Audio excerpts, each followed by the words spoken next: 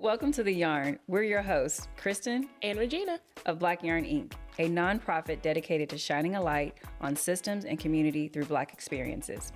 Every episode, we go deeper into the histories, the people, and the moments that shape our communities. We connect those stories to the research and to the systems that impact our daily lives. Because if we don't see the machine at work, we're more likely to believe the lie that outcomes are just individual instead of designed. This is about learning something new, seeing differently, and remembering that none of us can thrive alone. Community is not optional, it's essential. This is not just a podcast, this is resistance. Let's get into it. All right, welcome back to today's podcast. I'm Kristen. And I'm Regina. And today we're going to be talking about resilience. You hear a lot about resilience because of our title of our documentary, Lexington Resilience and the Red Line. But today we really wanted to pick apart, what does resilience mean to us? What does it look like in community? What does it look like in systems? So today's everything resilient. I love it. I'll let you get started. Okay, so just a good question to get us started. When you hear the word resilience, what does that mean to you? What comes up for you? For me, it's strength. Like when I think about the word resilience, it means kind of like that bounce back strength, not just raw strength, but the bounce back strength. So anytime I hear the word resilience, it's kind of like, I know a challenge has been in front of me and that I'm going to need that kind of bounce back to be able to make it through the challenge and on to the next thing. I love that. Yeah. Yeah. I think for me, resilience is such a hard word because I think for a while in my life, it kind of had a negative connotation. Man, why do I have to be resilient over and over again? But I think the definition that I've come to is resilience is endurance, but endurance that's rooted in identity. So an identity that says, no, I'm like worthy of fighting for, I'm worthy of advocating for, I'm worthy of a better experience. And so I'm not going to like stay in the adversity. I'm going to make my way through it. And I think resilience like encapsulates that word. So endurance that's rooted in identity, that reveals character, I think is how. I like that reveals character. Resilience definitely does reveal character. When you're put under that pressure and you're having to, show up in your strength in that way, what's inside of you will come out, whether it's for the positive or for the negative. And hopefully that character that shows up is the more beautiful side of your character, the stronger side of your character. I like that. When were you first aware that you had to be resilient? I would say after high school was probably when I started to realize I'm going to have to be resilient. It's just leaving the nest, going away and going to college on my own out in Nashville, kind of trying to figure life out on my own. Life gets real when you become an adult. And that's probably the first time I was like, okay, I'm going to have to be able to figure this thing out. And there's been sets of challenges that everybody comes up against. Being a single mom was one of those as in my early 20s-ish, like right out of grad school. That definitely taught me resilience because you have to learn how to pivot real quick. You have to learn how to manage everything really fast. And so just in my early 20s, I would say resilience became very real. But I had good examples. My mom is very resilient. And that's something, when I first heard the word, I heard it first from her. Okay. That's where I learned the word resilient is, watching her bounce back for some of the trials in her life. And, she would always emphasize the need to be able to not stay down and to be able to pick yourself up from whatever the trial and the situation that you might be facing. And so I watched her do that. And in turn, when it came my season to have to put that into practice, I had a good model for how to do that. Yeah. Man, our parents, they teach us so many great lessons. Same. So first 12 years of my life, my dad worked 3 jobs, right? So he was just constantly working. There's 4 kids in our family that he was taking care of.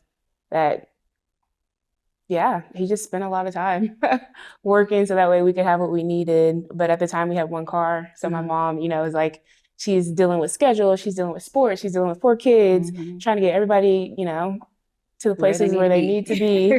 So we did lots of things as a family. Like some of my, best memories were riding in the car at night and going to the airport to pick up my dad in Louisville, and just like looking at all the lights. Like that's why I love night lights now, probably. But it's a story of resilience, right? Like you make lemonade out of lemons, I guess, is a popular phrase. Yeah, definitely parents teaching us how to be resilient in many ways. Almost one, like it's so hard for me to pinpoint a moment when I like realized I had to be resilient because it feels like it's always been that way. Like uh growing up in Black families, you just always have to be resilient. There's always something that's coming at you that's a barrier. Always some form of difficulty that you have to overcome, whether that's, just so many different ways. So I don't even know that I can pinpoint a moment where I was like, oh, like I have to be resilient. It's kind of, you just do it. And you're like, later on in life, you get the word and now you can put a word to what you've had to experience. That's a good way to put it.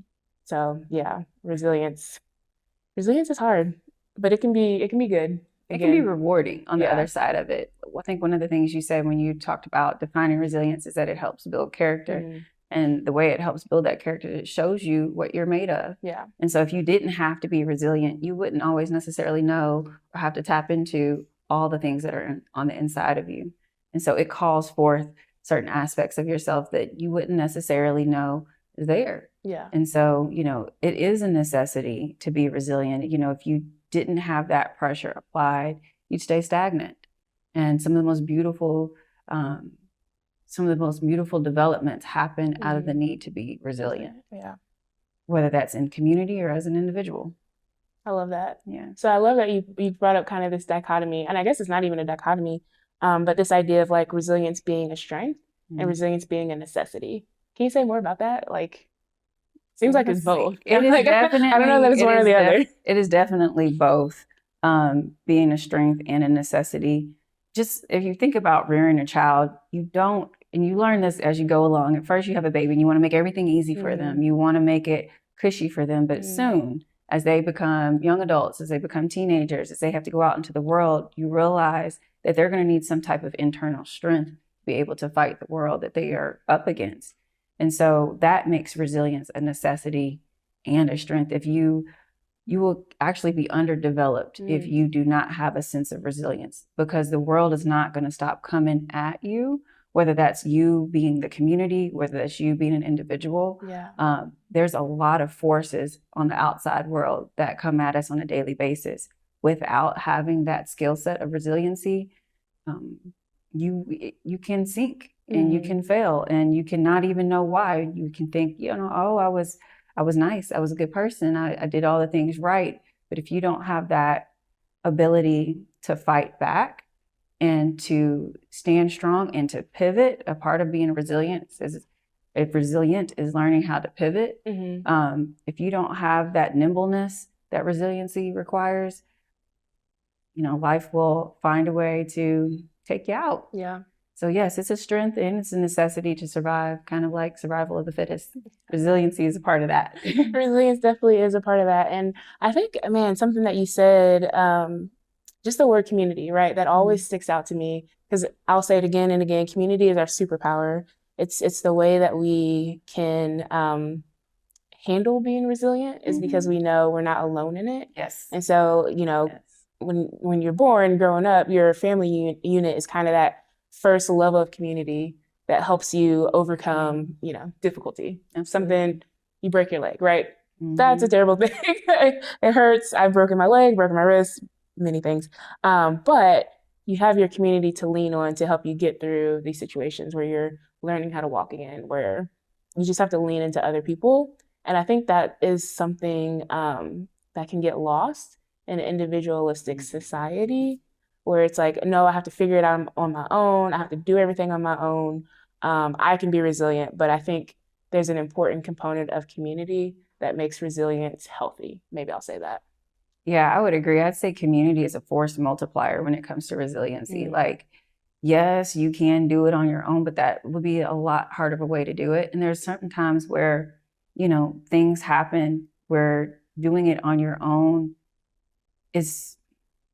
that isolation is just unhealthy. Yeah. And sometimes you can get so stuck in a rut where you have the heart to be resilient, but you may not have the strength. So sometimes it's always good to have people come alongside of you and help carry you as you're being resilient. Yeah. Just because you get help, just because you need community, doesn't make you any less resilient. It actually helps you preserve your strength when you can lean on the resiliency of the community. So give us an example of a time you had to be resilient. Oh, girl, every day. Every day it requires some resiliency. Yes. I would say one that I'm willing to share would be through creating the film and getting to the premiere and just developing the organization in general. There was tons of challenges, tons of hurdles, tons of unexpected events that happened throughout the journey. And it's real easy to get in the middle of something or be faced with a lot of challenges and be like, you know what, this just wasn't meant to be, and just want to stop.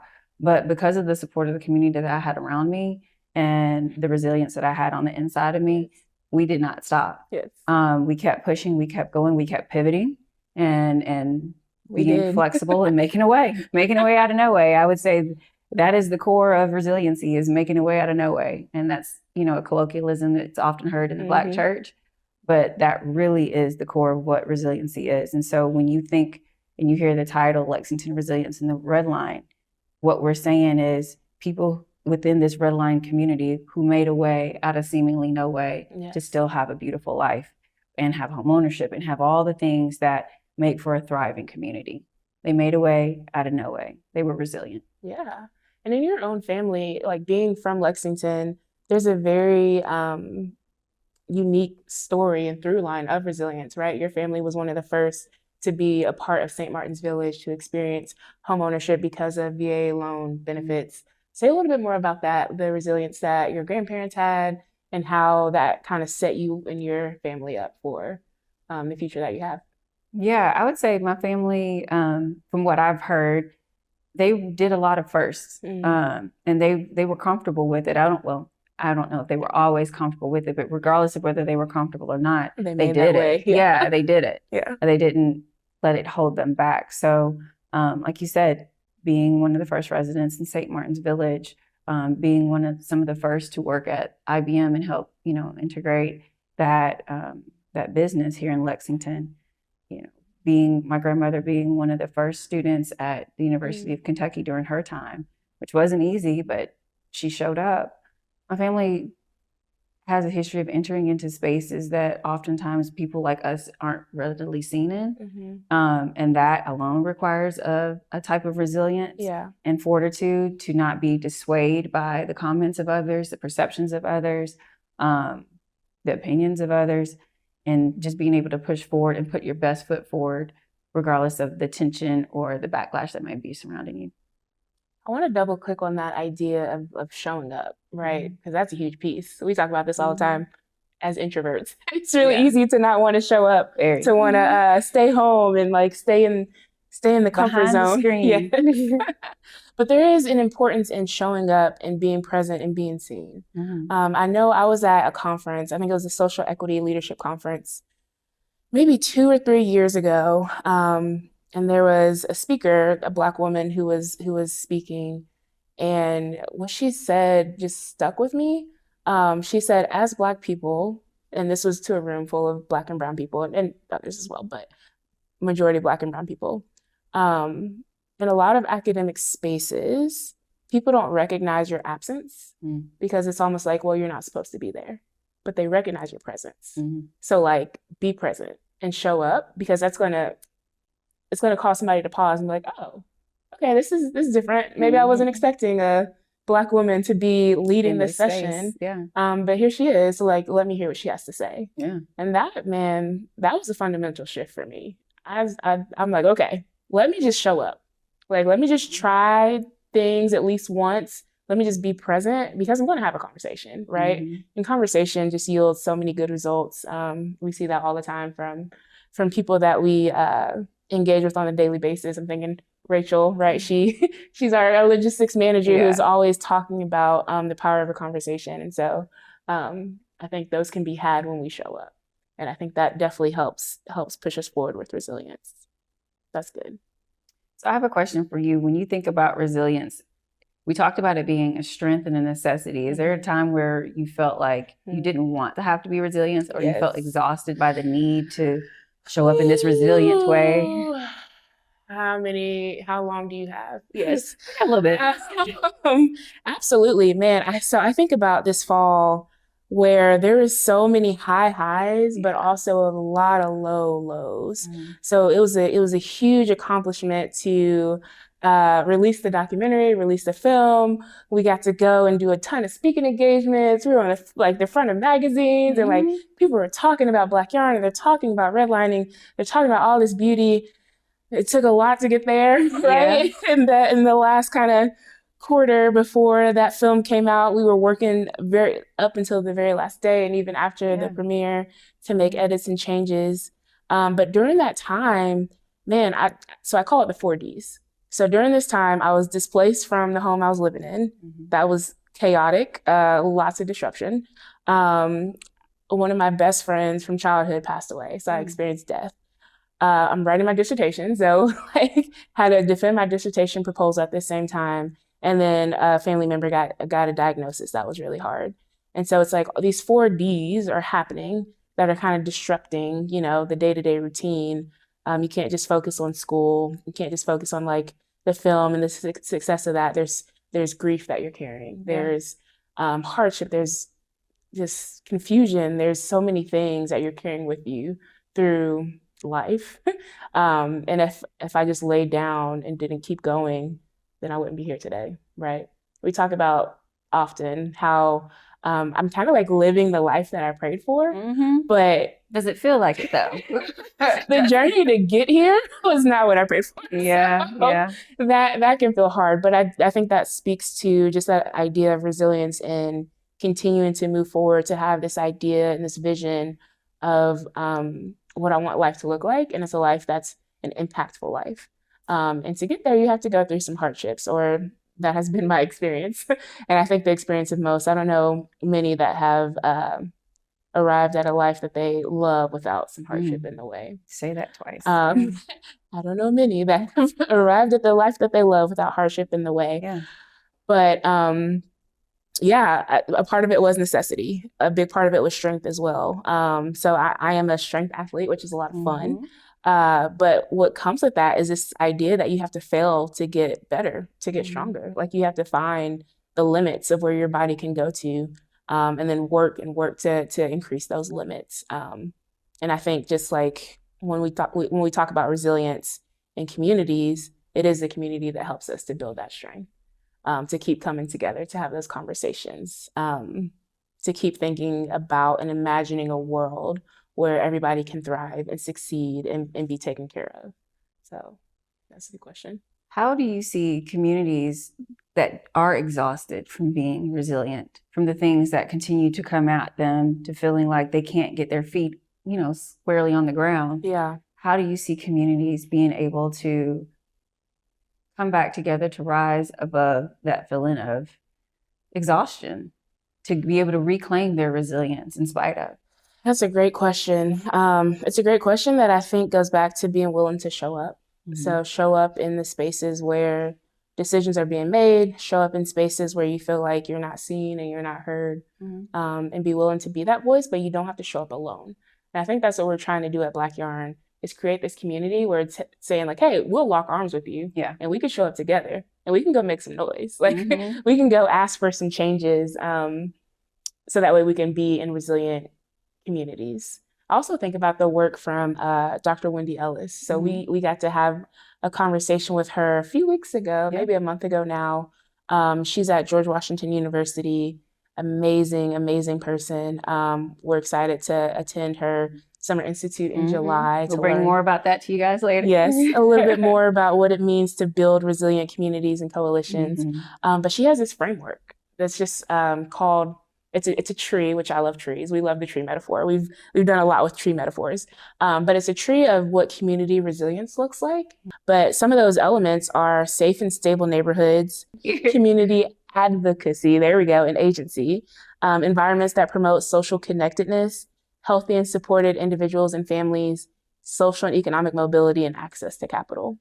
And so I think all of those things are important goals to push forward within communities. But in order for that to happen, we need, the soil to be rooted in living wages, in fair lending practices, and affordable housing, and infrastructure that promotes health and restores justice, to have equity in our public education systems, to integrate our social services. So there's a lot of things that we need to push forward in the soil so that we can have this healthy tree of resilience.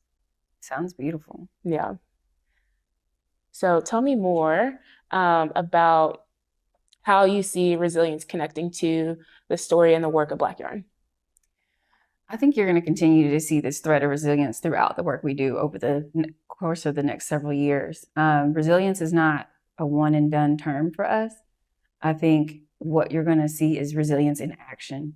And with Black Yarn, you're going to see us working hand in hand with community partners, with just community members in general, to try to build a more resilient undergirding of our community as a whole, so that when the winds blow and when the storms come, that we have already locked arms, we have already done the work together to be able to support each other and to be able to start to rectify some of the systems that affect us, so that if the storm, not even if the storm, it's always a when the storm, when the storm comes, that we are not so easily tossed around as a community, that we are more stable because we have become and learned how to be resilient together and done the tough work to have difficult conversations and to look at some policy and legislative things and to ask, what does my neighbor need?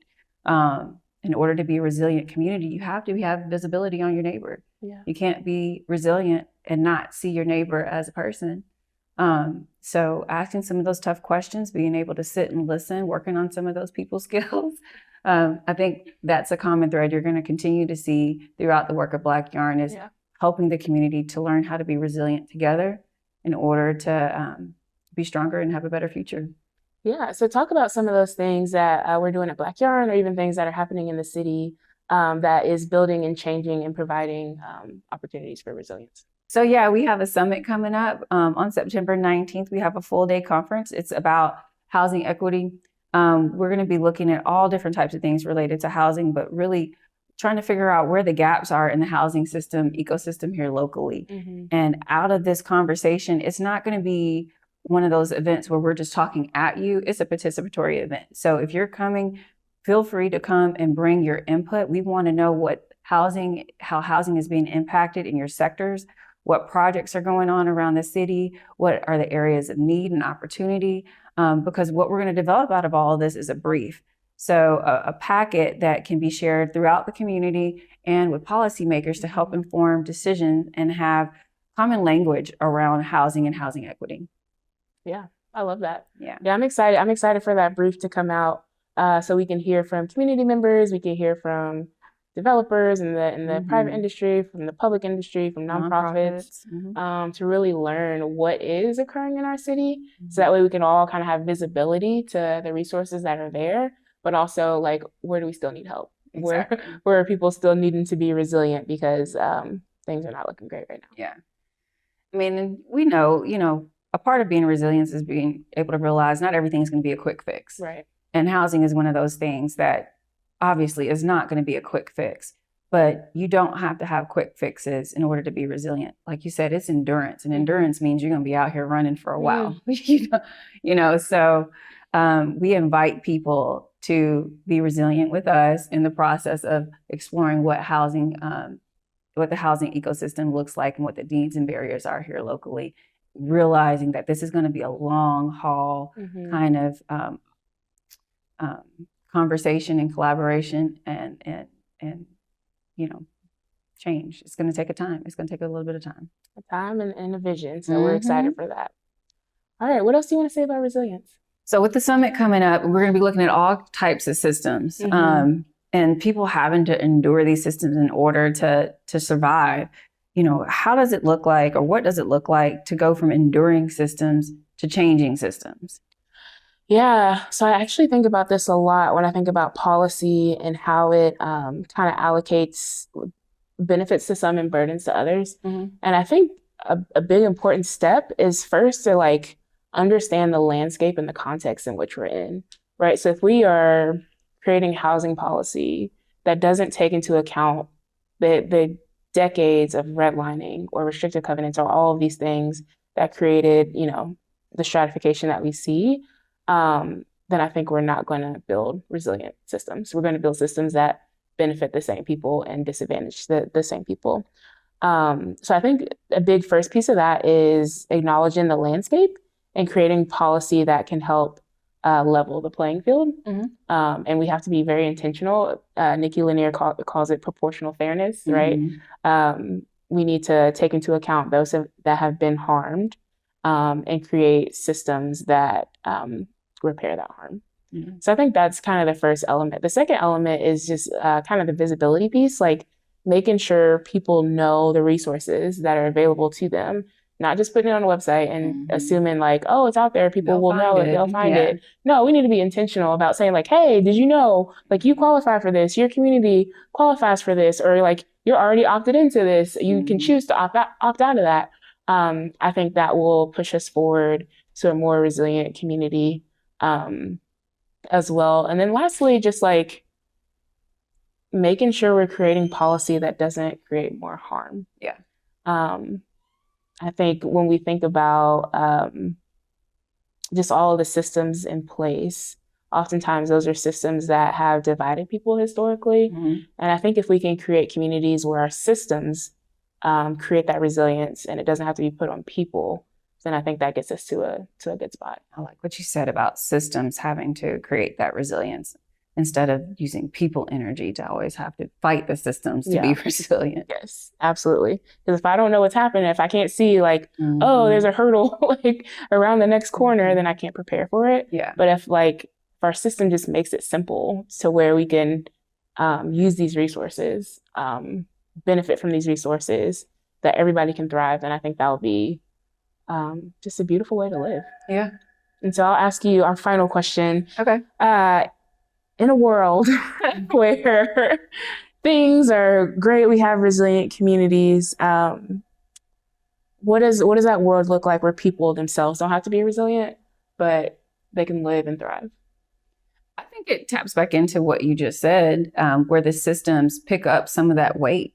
Systems start to bear the burden of caring for the people. I think that people will always, life is always going to life. So there's certain aspects of life that we can't, write ourselves out of. There's going to be a certain base level of resiliency that's required of all of us, as it should be. It'll help us grow. Like you said, you're a strength trainer. Without that resistance, you don't build muscle. So we don't want, zero friction in life, but we also don't want unnecessary friction in life. And there's a lot of things happening in our society that are unnecessary friction because of the systems. And the systems are not catching or not participating in helping to build that resiliency. What I mean by that is that the systems cause more harm than they do to help undergird the community. When life happens and we have systems compounding on top of that, that can add pressure to life happening, it does the community a disservice. It doesn't allow people to thrive. It makes life more difficult. What it would look like to have a community or a world where resilience was less of an obstacle is to have systems that were supportive of people's resiliency instead of demanding people to be resilient in spite of the system itself. If that makes sense. No, it does. It does make sense. And so at Black Yarn, we're pushing for resilient communities. We're trying to be the arms that support one another as we're resilient. So that way we're not doing this life alone. So absolutely. I think that's it. I think that's it for today. But thanks for listening. We appreciate you being here. Share your stories about resilience. And if you're interested in partnering with us and helping us build a resilient community, definitely find us on blackyarn.com. All of our socials are our TikToks, our Instagrams, our Facebooks, our YouTubes, all the things.